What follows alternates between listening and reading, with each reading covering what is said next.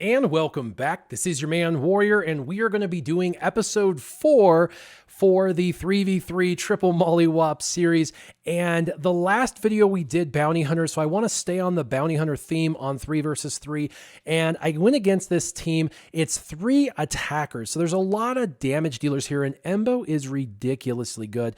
And actually, so is Aura Singh as far as damage. And IG88, you really can't leave him alone, or he's hitting for 35k. So you got to be really careful when you're going against this team. The good news is there's no tank, there's no Bosk, there's no way for them to stop you hitting who you want to hit, with the exception of stealth, because they are attackers. They can enter the battle with stealth, and so there is going to be some stealthing mechanism that occurs, but it's okay. This is a really great candidate team when you see these kind of filler bounty hunter teams or any other team that doesn't have a tank.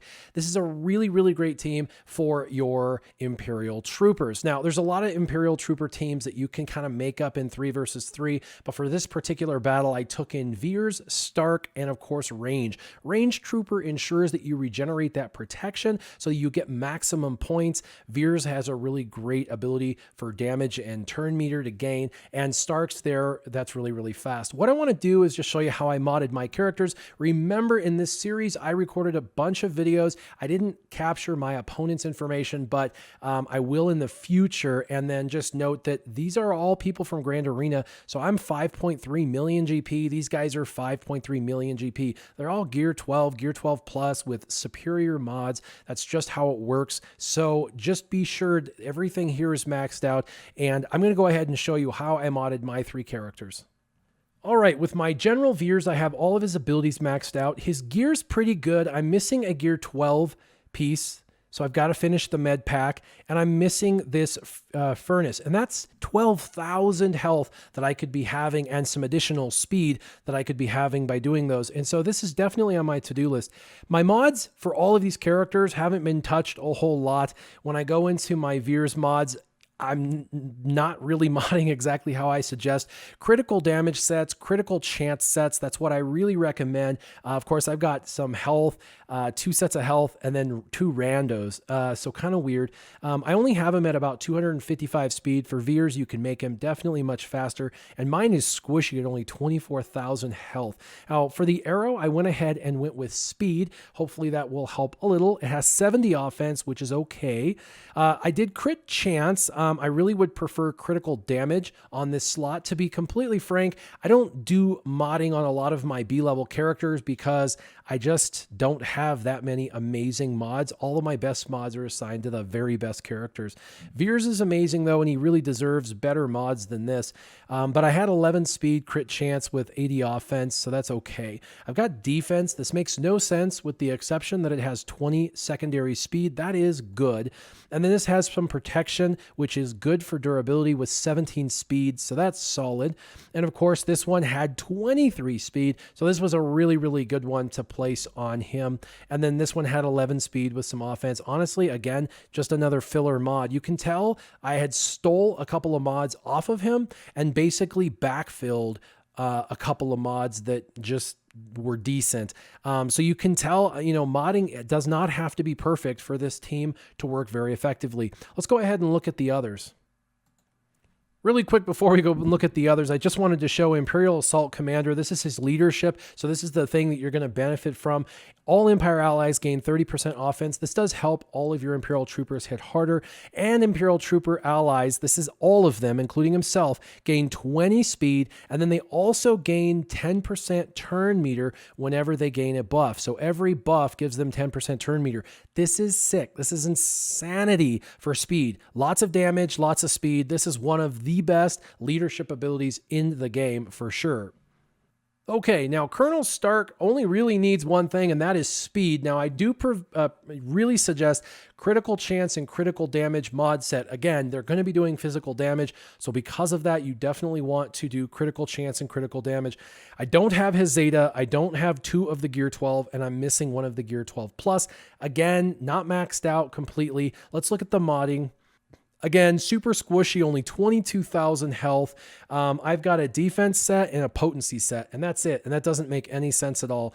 I've got speed arrow on him. I have an offense triangle, which is good because it has 25 speed. That's really the only reason why that's good, is the 25 speed. You really want critical damage on Colonel Starck. And then this is protection. That's fine. It could be offense or protection with 13 speed secondary. That's good. And then this is protection with 15 speed. So that's good. This is defense with 11 speed. Not so good. This is a filler mod for sure. Backfilled it with one. I stole a mod off of him for someone somehow in the past. And then right here, 17 speed, which is not too shabby. Really, Colonel Starck should be pretty fast. I've only got him at 272, but keep in mind, he gains 20 speed immediately off of the leadership ability, which puts him at 292.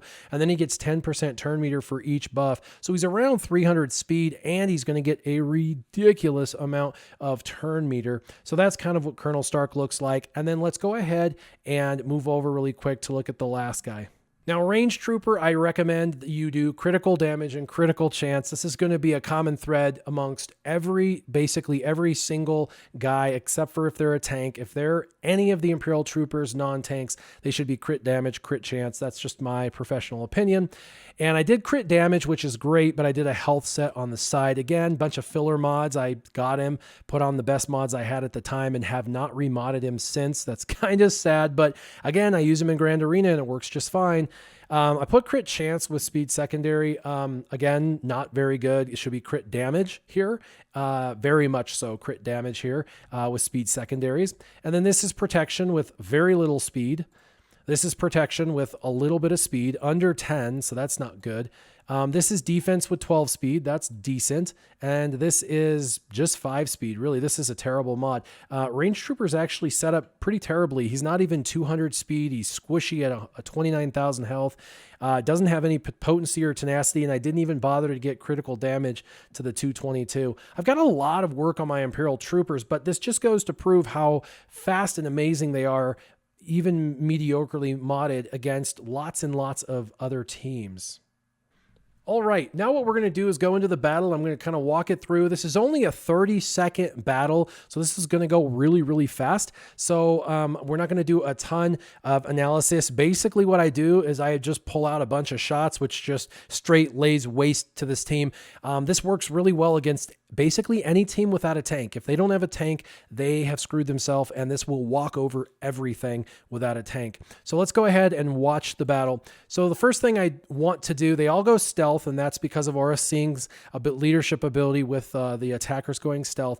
I use special ability. This puts up buffs, right? And so those buffs actually gave 20% turn meter to each of my characters, filling their turn meter, allowing me to go first. That's really important. So a fast Starck is really important. Now I'm going to go ahead and go after Embo because Embo is their heaviest damage dealer they have. So I'm going to try to ability block him, but of course the ability block doesn't apply.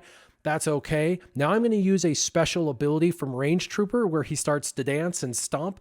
And the reason is it puts more buffs up, and watch the bonus turn meter and all of the shooting that goes on. 1, 2, 3. So 3 shots and 3 more buffs popped up. And those 3 additional buffs give another 30% turn meter, filling up their turn meter. That's really, really good.